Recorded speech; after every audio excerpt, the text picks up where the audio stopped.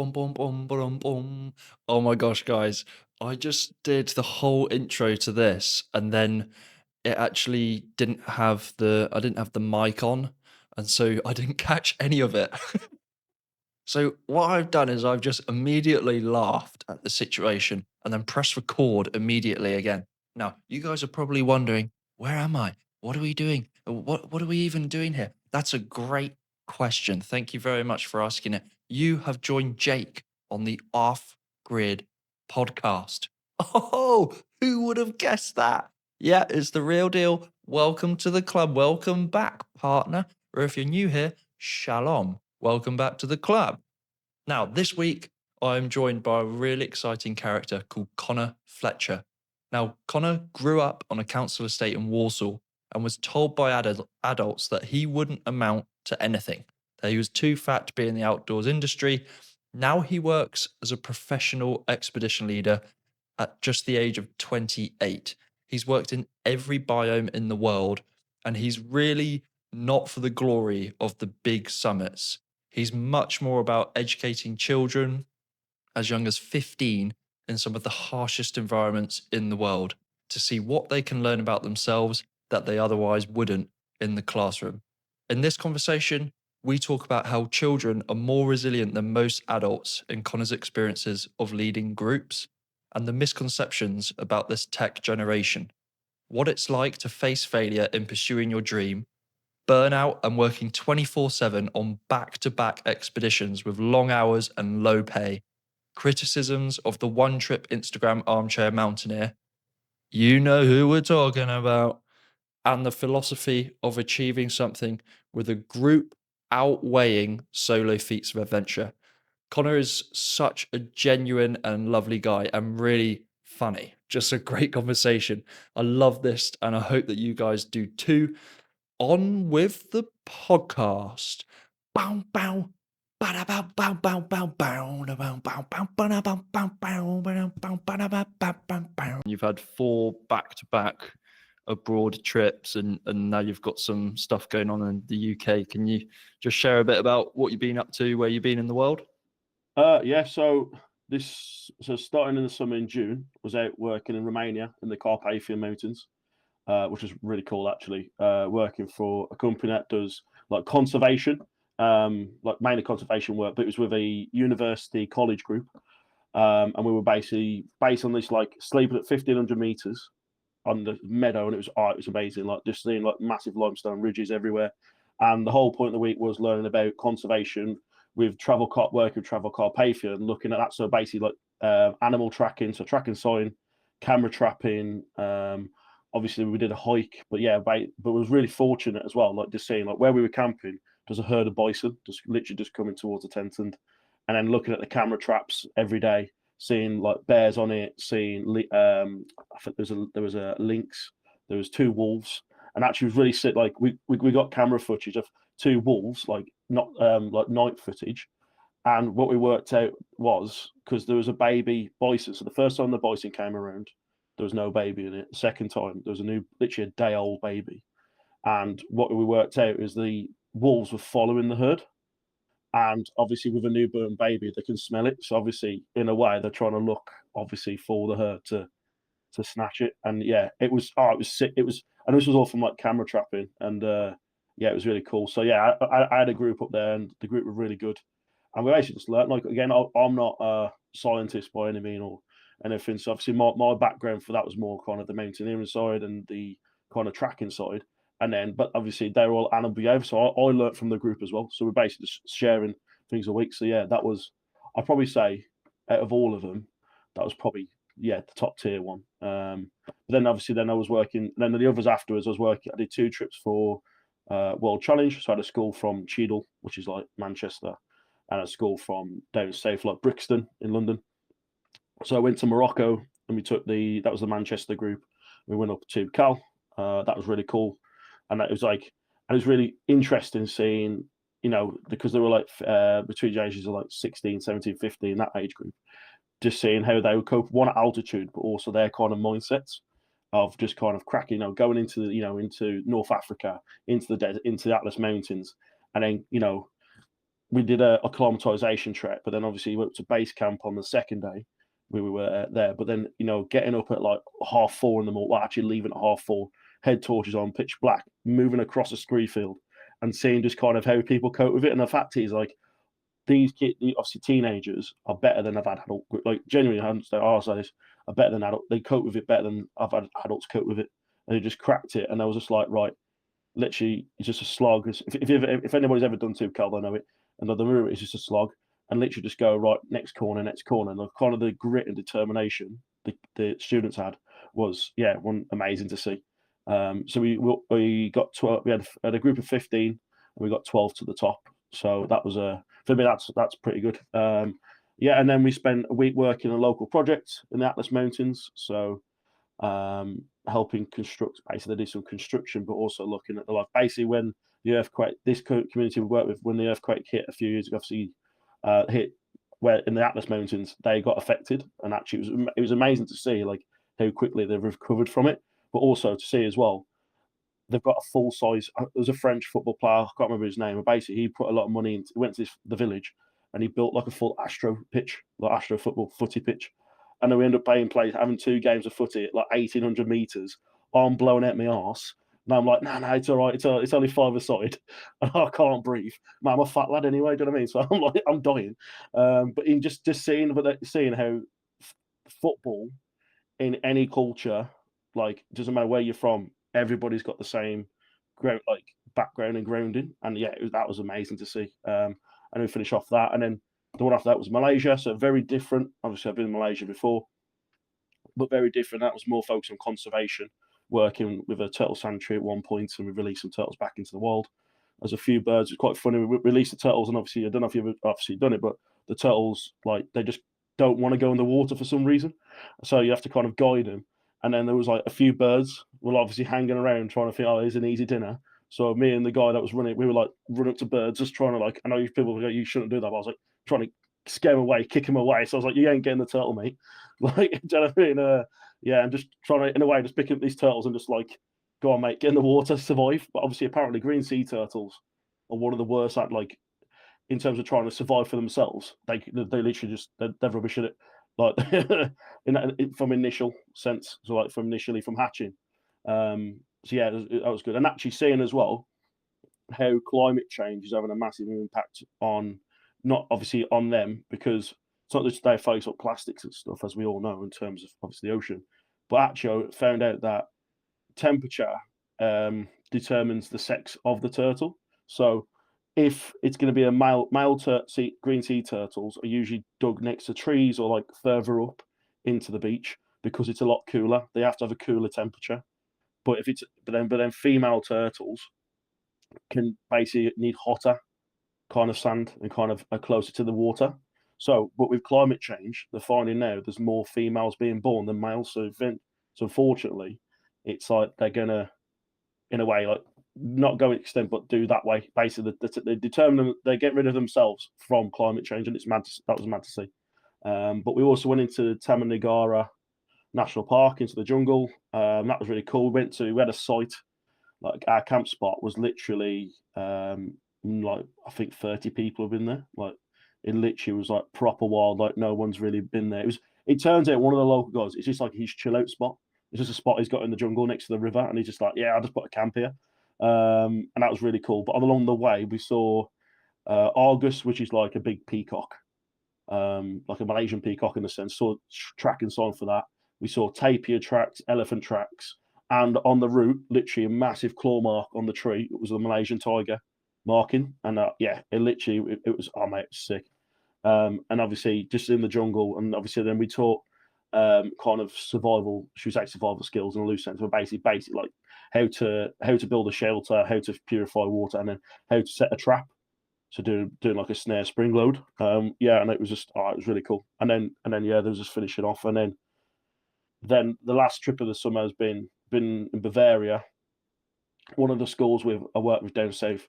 I ran it last year. Basically, for their gold DV, we go to Bavaria, so Germany, Austria, and yeah, literally 4 days of alpine trekking, getting up on the wires, getting them exposed to all that kind of exposed ridges and building that confidence to then literally by the end of the week they were doing it themselves.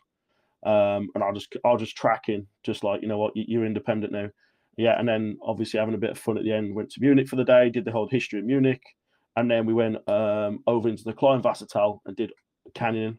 So literally, like first, like this canyon, I can't remember the name, but I'll find it out and send it you. But literally, you're on a wire, a bit like Via Ferrata. And the first jump was like a 10-12 meter jump on two pegs, so literally two staples at the rock.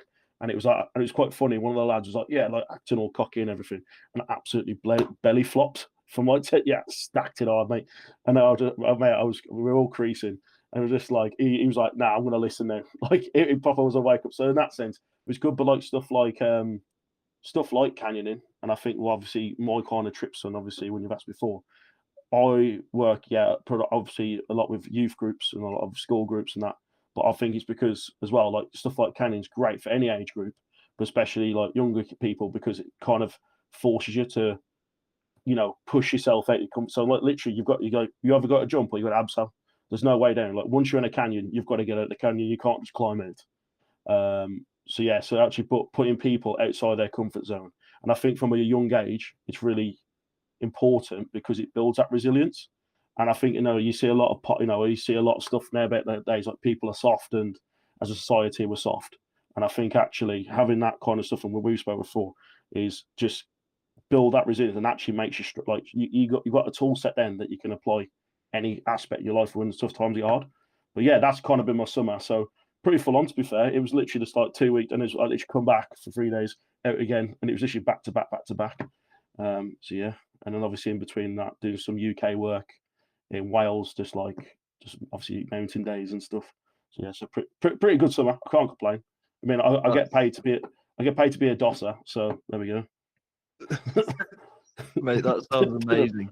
What an incredible past few months you've had. That's just so unusual. Usually when I'm catching up with any of my mates or anything like that, it's like, "Oh, what you been up to?" Same old, went to the shops or whatever. Yeah, Talking yeah, about bears and things like that. That just sounds pretty amazing. I notice with the expeditions that you lead specifically, they're primarily to educate. And I went on a expedition when I was 16 to Kyrgyzstan with my school. We got sent out there for 3 weeks, did some trekking and community yeah. work. There was so much I learnt on that trip that I didn't learn in the classroom, much more about myself and resilience and the sort of things that you can't actually measure on a CV or you can't get a grade for it. It's just within you and you know it to be true yourself. What is it that these people are learning on these expeditions of yours? Um, it can range, mate. Like you probably have similar conversations with other people about this, obviously stuff and that you can talk for hours. But I think it all depends on the person and the individual of what they want to get out. So like you focus on your kind of main areas of like team cohesion, teamwork, determination, resilience, communication. And these are all buzzwords, and people like use them, and but they encompass quite a lot of stuff. Um, but I think again, it all depends. So like for me personally, before I go on expedition, I always have a training day with the group. I set expectations and go, what do you want to get from this? And then what we do, we make action plans and go, right, I want to be more confident, for example, or I want to lead more, I want to involve that. And from yourself, obviously doing that when you're 16. I did the same when I was 17, same thing in Ethiopia. And I think it's really, like I say, it's really important because like, at the end of the day, like for me, and people say, "Oh, are you an educator?" I'm like, I don't know because I'm not a teacher, but in a way, people might say I am. But I think it's really important that we are these kind of trips put you outside all the time. Like people think of an expedition is, oh, it's a holiday. I'm like, and I tell them from the start, it's not a holiday. It's going to be full on. You're going to be tired at the end of the trip. You're going to be tired. You're going to be knackered, sweaty. You're going to be uncomfortable. But that's the whole point. And then what I do is do like daily reviews of kind of check-ins, and we break that down. So what have we learned? Have we and looking at them at action plans and going, are we hitting them points that we want to be working on? So yeah, so I think like it's any age group, it's informed of any age group, even adults. I've done it with that, and it works just as well. But I think with young people, it's definitely sets them slightly. So for me, and probably for yourself, doing that trip ignited what we do nowadays, like wanting to go explore the world and go and put ourselves in uncomfortable positions. But yeah, like I think everyone has their own way. Like I have different ways to my mates that do it, other mates that do it, and I think in terms of you as an educator, it's about as well how you come across as a person. You mentioned that some of these children in your groups, 15, 16, 17 years old, are more resilient than adults. What do you think are some of the misconceptions about this generation? Um, I think they get a lot of stick. I know what you mean. Like I'll banter with them and give them a bit of stick as well. But I think everyone because they're like the iPad generation and they've had it like techie and stuff, and they're more like adherent to go indoors rather than outdoors. Like sure, because obviously we're at the similar ages, obviously, and I remember as a kid going out and going to the street light to come on. You play, you mean playing Kirby and Tracker, but this generation does not. So I think people see it as they're soft, they're entitled, they're everything, and actually but it's at the end of the day, though, as a society, personally, we've allowed that to happen. So we're not giving them like opportunities to show that resilience. Do you know what I mean? And that's why I think stuff like obviously expeds are good, DVs are good, especially at like the higher levels. Outward bound. So like when I was a kid, I was very fortunate to have a deputy head, John Clark, to literally ran all the outdoor ed at school. And he was like, we're going on outward bound. And literally, like, it started in year 7 all the way up to like year 10. And I did sixth form, but it'd get progressively harder.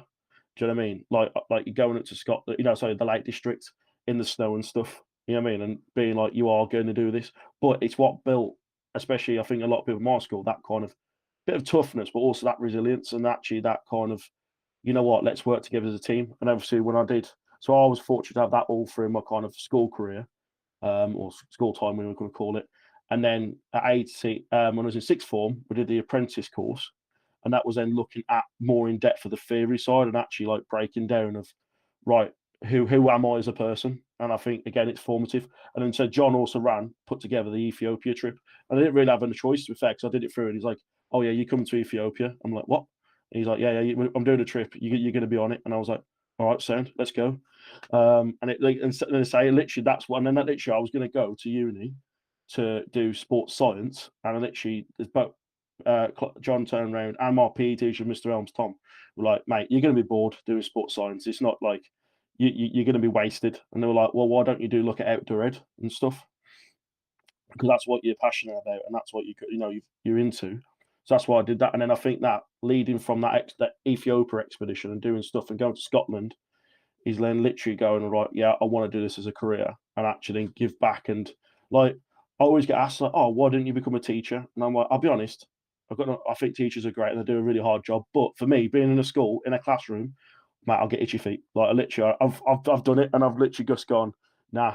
And I think actually I'd rather be a teacher in the sense of what I do as a job and do more at the personal development side, not just teaching numbers. What are the realities of becoming an expedition leader for anyone who's listening to what you're saying? Because I'm listening to it and I'm like, hell yeah, this sounds amazing. So for anyone that's thinking, oh, I want to do a similar thing to what Connor's doing, what's the actual realities of becoming an expedition leader? And when you're eventually there, what actually is your life? What does it look like? Okay, do you want the reality or do you want the nice covered like snow? In the pretty one, or do you want the reality of it? It's hard. I It's think not we go easy. for the reality. Yeah, okay, yeah. It's hard. I have this conversation all the time, and I think as a person, you do have to be quite out. Like you've got to push for it because, like, I started off and I didn't get paid for stuff, and a lot of people you probably spoke to before probably tell the same. You don't get paid for it, and it's only obviously now, and as you progress and obviously your experience builds and all that kind of stuff, then you can start getting the cushy jobs. I think a lot of people see it as it's like, especially because of Instagram and social media. I'll use that as an example. Oh, it's all cushy and that, but actually it's not. It's hard work. It's 24/7. When you're on a trip, you're 24/7. You're dealing with stuff like I've been woken up at like 2 in the night, and obviously all the way through the night. It's long days. Like it's your days from when you wake up to basically when you go to sleep. So you're pulling 16-hour days. The money's not great. That's across the board. So people think, oh, I'm going to earn like especially in the freelance world, which is the average about £150 a day. I want to spend like you're not, mate. Mate, if you get paid 80 quid, that's considered a good wage a day. Do you know what I mean? But then again, I always argue, you know what, you've got your expenses covered. But I think as well, I think a lot of people when I've had this conversation, they don't um, they kind of want everything for nothing. They don't want to put the R graft in and actually do it, and that's my reality. But also, like the knockbacks, everybody because you don't get a job first time, they go, well, oh, I'm going to give up. And actually, you know what I mean? I might put out 10 emails and contact 10 different companies, and I might get one if I'm lucky. But yeah, it is hard. But then again, it's like you got to. I'll always look at it. What do you want to do? Like you can either go and set your own up, but then okay, unless you got a cash flow, I'll be honest, I'm not rich by any sense to me. So I'll try and have to go through, you know, where how can I get funding for somewhere, and you can go do your own stuff. Otherwise, you do have to go literally just put yourself out there and grind. And he's like say it's like my lifestyle is it's like say it's long days, but you're away from home a long time. So a lot of people go, oh, I like it, and then actually go, oh, I'd rather be in my own bed. This is not for me. Well, you do in a way have to be kind of be a bit like have that bit nomad kind of mentality and that kind of drive, and also like every day you've got to turn up and give your best. So yeah, you like I've had burnout, and I'm sure other people tell you like you do get like especially doing back to backs and stuff and doing long term, you do burn out, but you've got to put that in a way. Like I always use the analogy of a duck. So on the top of the surface, I'm fine, I'm nice and cool. But in the back of my head, I'm like that. I'm like swimming, just my feet are going. Do you know what I mean? Because obviously you got all the other aspects as well. A lot of people, it does mentally drain you because you're not just thinking about your group. You're thinking about the logistics of it, the operations. What I'm going to obviously if something goes wrong, how I'm going to deal with this. Do you know what I mean? Like for example, I've had stuff like I say, obviously when I was guiding the Arctic, like before COVID, you know what I mean? One of the groups got two instructors obviously got caught in a blizzard with a group. So obviously we all got called in. I was like, right, how are we going to go basic it, find them in the sense, do you know what I mean? And like, how are we going to like manage this now? So then obviously I've fallen in a frozen lake. Do you know what I mean? Whilst on the like ski, like Nordic skiing. Do you know what I mean? And I've gone, I was started to get hypothermia, and I've had hypothermia twice, and that was my own fault. But that was literally a learning curve, and actually going right. To do now, I'm going to make sure this is in place so it doesn't happen to anybody else. So yeah, so that's kind of reality. In kind of summary, it's hard. The money's not brilliant.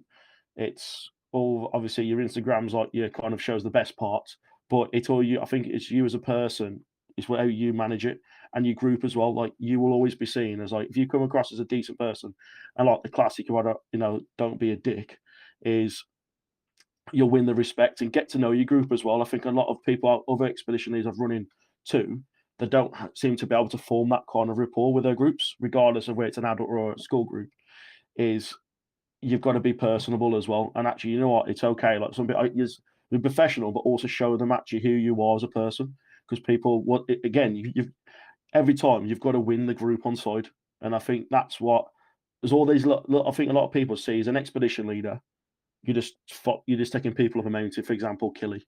But actually, there's a massive kind of extras that go into it, mind mapping, and it all starts. Like I'm very much of. I've been fortunate in the sense for me, I think I've been put in comfortable positions and stuff happen, and I relish it now. Like it, I don't know what people might see it weird, but I actually like it when, in a bit of a way, not when shit hits the fan fully, but it's like I love being in them high pressure situations because I'm like, right, let's go, go, go. But that's me personally. But yeah, it's also like and unfortunately, and some people are going to probably disagree with this. It's who you know, not what you know nowadays. Genuinely, it's who you know. It's that network. It's like you're more likely if you're mates with somebody, you're more likely to get a job. It doesn't mean you're the best person for the job. Yeah, like I've had to, a lot of jobs I've done is through interviews and off merit at the end of the day, like my experience. And like people have gone to me, oh, you're 28. How have you done so much in this time? Well, I've literally just gone out there, finding as many opportunities as I can. And like you say, guiding in the Arctic to guiding and working, living in the Middle East, in the desert, to doing jungles, to doing high altitude. Do you know what I mean? And obviously coastal areas and the season stuff. And I was just like, well, yeah, I want to do it. But if I want to make myself employable, I've got to show that actually I can across the board. It's not like and some people are like what I'd class as one trick pony. You just do the they're happy just doing the trekking side of it, and that's all they want to do, and that's fine. But then I always have the same people complaining, "Well, I can't get work and everything." And I'm like, "Well, you've got to what's the word? Utilize yourself a bit more and basically broaden your skill set, mate. At the end of the day, if you want to be decent." So there we go. Like, yeah, it's not glamorous. Well, it's glamorous. It's cool. You get some opportunities, but it is hard. And I think a lot of people, once they realise it's hard, that's when they start like going, "Nah, I'm all right, mate. I'm good. I'll go somewhere else. I'll go and work in. I know. I'll go do a DAV for 150 quid a day when it's an easier job." So yeah. Yeah, I think that is the case for so many people, no matter what walk of life you take. If you're going to take your own path, at some point, you realize that this big dream that you had in your mind is really hard. It's really hard.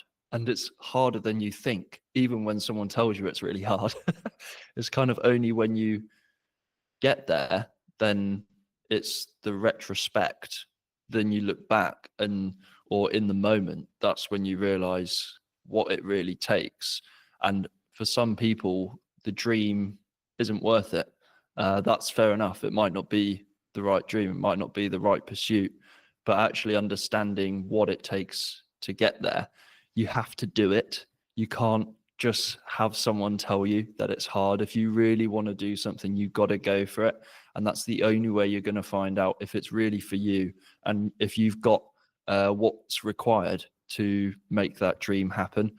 And you mentioned earlier how social media can sort of skew that perspective of people showing all their best bits and showing you how amazing they are and what adventures they're doing around the world. And you mentioned this idea of kind of like a one trip pony Instagram armchair mountaineer who's just putting up a post. They've done one trip, and yeah, what do you make of these people, and how do you think that's affecting people who want to go into this industry? Um, yeah, like it's funny. I've had this conversation several times actually with mates, and I think some people actually, like you say, is like they put that all the good aspects and actually don't show the actual graph. But then, to be fair, some I'm like, I've called BS out before because I'm like, you're full of shit because it's like they put all this good, but then you find out somebody else has done the background work, somebody else is doing all this, and actually, I think it gives people a false perception. But also, from working in the industry full time, when you get these, what weekend warriors, we'll call them, that want to go like and do this, obviously, and I'm great the outdoors, and I hope, but also I'm like, don't go and say you're like a professional mountaineer. Like there's some companies that are run by people that I've had interviews for, and they call themselves a pro mountaineer. Like you're not a pro mountaineer, mate. Like you're not sponsored, so shut up. But it's about that. But then and it gives them kind of in a way these people when they have accidents or whatever or something when it does go wrong, it then will tarnish kind of the industry, the people that do work hard and say underrated and that aren't for the kind of the limelight, shall we say. It tarnishes that a bit as well, and that's what I think my annoyance comes from. And people can disagree with me what all they want. I'll tell you what. If there are people want to disagree, they can message me on LinkedIn, and I'll have a chat with them. But yeah, I do think because sometimes what it does then, people are going out, for example, to the Alps and going to Mont Blanc and showing, oh yeah, you can do this on Mont Blanc without no, training or guide. And then it gives people, oh yeah, oh well, I can just go do that. And actually, there's a lot of training that comes to it, and people doesn't give them the full perception of actually what it does take to become a mountaineer, a rock climber, a paddler. Do you know what I mean? All the time and hours of training and the experience and the knowledge needed for it. And that's when people get caught out. And that's why it annoys me because sometimes you'll see on Instagram, especially in the Lake District of Scotland, people go into all these cool places. People go, especially during COVID, oh, that looks nice. I'll just go for a bit of a bimble up in my trainers and, you know what I mean, wear my North Face and all that. And actually, then they get caught out. They don't have the right equipment. They don't have the right knowledge. They don't know how to read a map. And then, unfortunately, then they get caught, which then takes mountain rescue volunteers to go out and help. And I know they're there to volunteer, but then you're putting other people's lives in a sense, like in danger, or, could have something else could worse. Yes, I know they're trained and stuff, but people are taking their time to come and save your arse for being not switched on. And actually, I think sometimes when I know incidents has happened, I think some, especially Instagram accounts like that, needs to be held accountable for what they're putting out. So, but again, I think there's positives and there's also negatives. And I think especially with them, if you there's several accounts that I follow that are all on like knowledge base and stuff, so relate to rock climbing and obviously, and that do say, right, in your rucksack, you need a map, you need a compass, you need to go on a course. And I think we need to be pushing them accounts more personally and people like that rather than the ones that just use a little drone that fly around and go, oh, look at this nice, let's go up Snowdon for the 50th time. You know what I mean? And it's like that because then push the ones that are actually educating and telling people properly and the ones that go, go on a training course. Like there's so many top providers out there and instructors that can give top class training.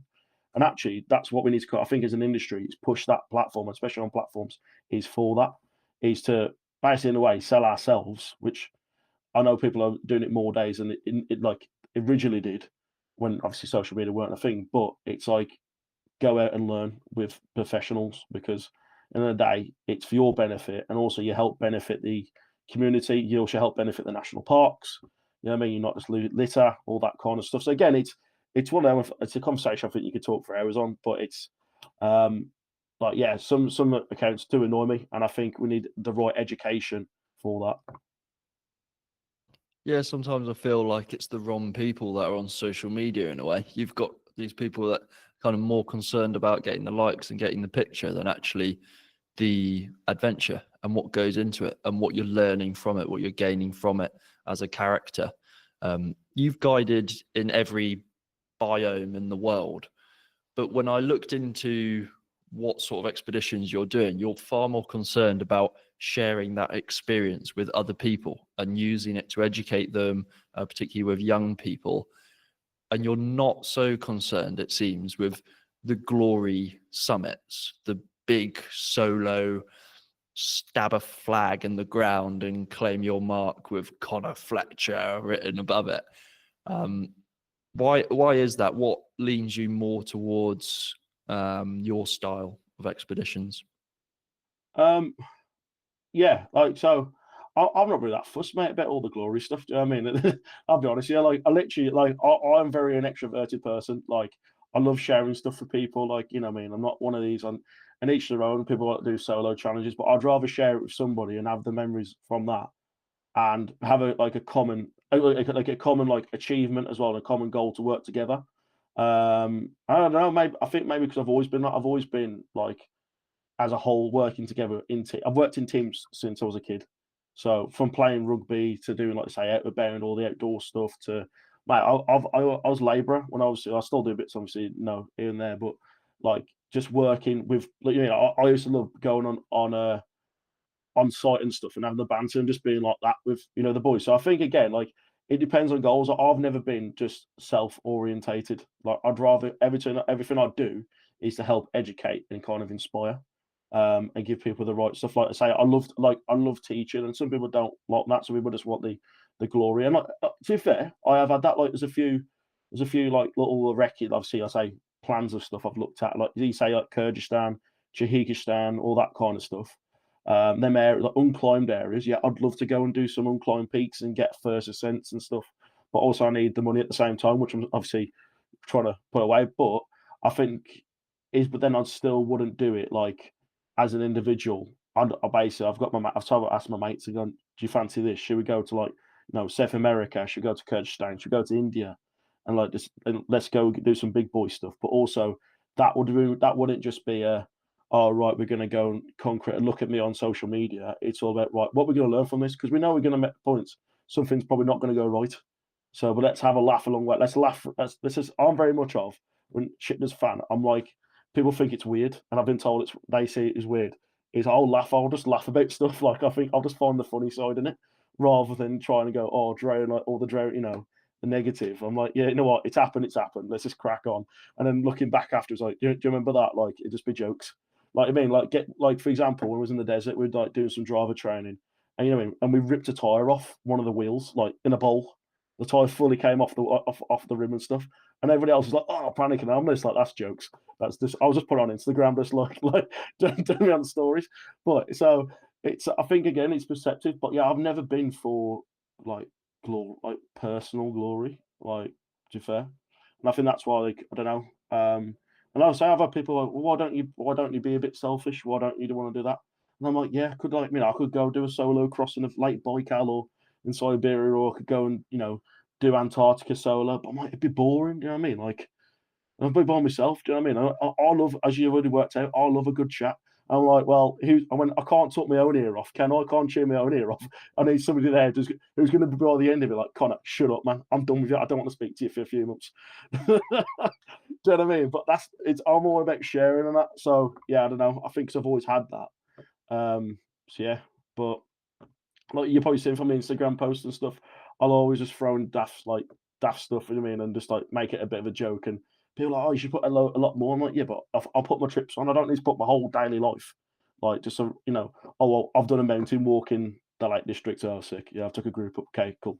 For me, that's a normal day of work, and some people might say is like, oh, that's a privilege, but I'd rather put the stuff up like I've like my ex beds than the kind of that stuff. But again, I think it links the back of my ideals again to wanting to teach and share it with other people and give other people the experience. Like on my trips, I always say to them, if you are basically working, become like independent travelers and independent expedition, I want that. Like my job's done. Like I want, especially young people and adults. I want people to go off and have the skills and do their own expeditions and do their own trips. So they don't need me in the sense, and that if that makes sense. So yeah. Yeah, it's clear that you're really guided by a strong sense of purpose to get other people outdoors and to give them a sense of adventure in their lives. And just doing the research for this podcast, as I was looking into what you were doing, I was getting a sense of that already. So it's definitely coming through in your actions and the expeditions that you're leading. I've really loved speaking to you, not just to hear about your expeditions and the way that you lead them, but also your mindset and how you approach life. It's very refreshing, and really quite humbling. So thanks a lot for coming on, Connor. It's been a real pleasure speaking with you. No, same mate. Thanks for having me on. Like I said, like this is the first podcast I've ever done, and obviously when you reached out to me, I was like, yeah, I don't know what you want to talk about, but yeah, well, I've really enjoyed it. It's been a right laugh. Yeah. So again, actually, say talking about being uncomfortable. This is out of my comfort zone because I'm not. I'd happily stand in front of people and speak, but this kind of this way of doing stuff, I've never done it before, so I'm learning. Obviously, I'll be on Joe Rogan next, so it's all good. So yeah. Yeah, that's the usual proceedings with all the guests I have. It's Yeah, yeah, here yeah. first, Joe Rogan next. Yeah, yeah, so yeah, and then the Mindset podcast was it the one with Stephen Bartlett and all that kind of Chris Will. Yeah, so I'll be on that. Yeah, Yeah. I'll send him a DM and we'll get that all sorted out. Oh, so cheers, mate. Thanks. Yeah, you're All right, nuts. Connor. Cheers, mate. No worries. Thank you. Have a good one. And you.